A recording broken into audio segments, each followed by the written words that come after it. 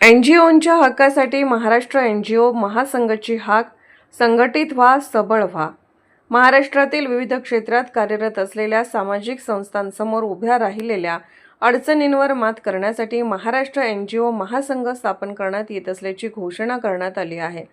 राज्यातील सर्व स्वयंसेवी संस्थांनी एकत्र येत संघटित व्हावे असे जाहीर आवाहन महासंघाच्या वतीने करण्यात आले आहे.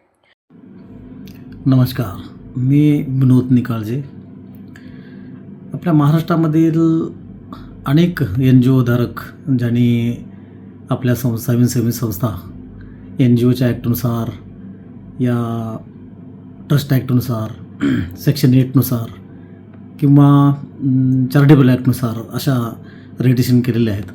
अशा हजारो NGO महाराष्ट्रामध्ये रजिस्ट्रेशन झालेले आहेत. पण त्यामधील काही NGOच चांगल्या प्रकारे केंद्र शासनाचा किंवा राज्य शासनाच्या योजनांचा पुरेपूर उपयोग करून घेत असतात.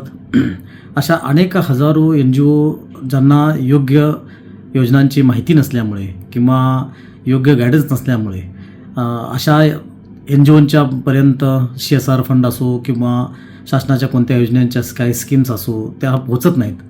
आणि असा अवेअरनेस नसल्यामुळं किंवा योग्य मार्गदर्शन नसल्यामुळं अशा NGO फक्त कागदावरतीच राहतात आणि त्यांना सामाजिक कार्य करता येत नाही. सामाजिक लेवलवरती उतरून चांगल्या प्रकारे लोकांना सहकार्य करता येत नाही.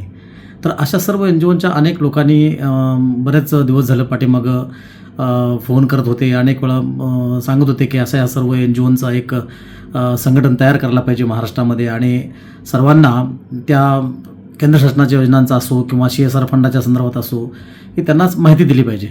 तर असा या अनुषंगानं आम्ही एक आता असा निर्णय घेतलेला आहे की महाराष्ट्र NGO महासंघ असा एका संघटनेची स्थापना करत आहोत आणि महाराष्ट्रातील अनेक हजारो NGO याच्यामध्ये सामील होणार आहेत.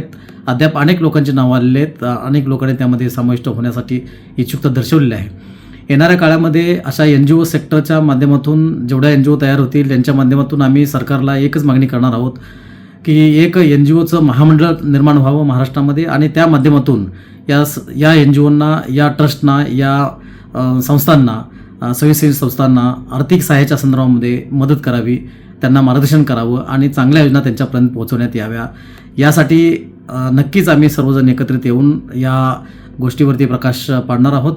यासाठी धनंजय जाधव जे आमचे एक NGO चालवतात ठाणे जिल्ह्यातून, तर त्यांच्याशी संपर्क करा. नमस्कार.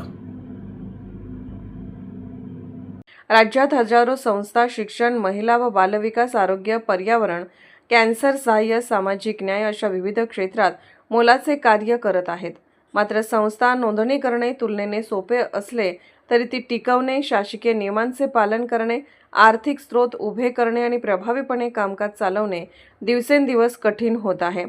योग्य मार्गदर्शनाचा अभाव, शासकीय पाठबळाची कमतरता आणि निधी मिळवण्यात येणाऱ्या अडथळ्यांमुळे अनेक प्रामाणिक संस्था अडचणीत सापडल्या आहेत. CSR निधी मिळवताना शिफारशी व ओळखीचा अडसर निर्माण होत असल्याची तक्रार अनेक संस्थांनी व्यक्त केली. तसेच महिला व बालविकास, आरोग्य आणि इतर सामाजिक योजनांतील निधीही सर्व पात्र संस्थांमार्फत समानतेने पोहोचत नसल्याचे चित्र आहे. NGO क्षेत्रातील पदाधिकाऱ्यांवर अन्याय झाल्यास त्यांची बाजू मांडण्यासाठी कोणतेही अधिकृत व्यासपीठ नसल्याची खंतही व्यक्त करण्यात आली आहे.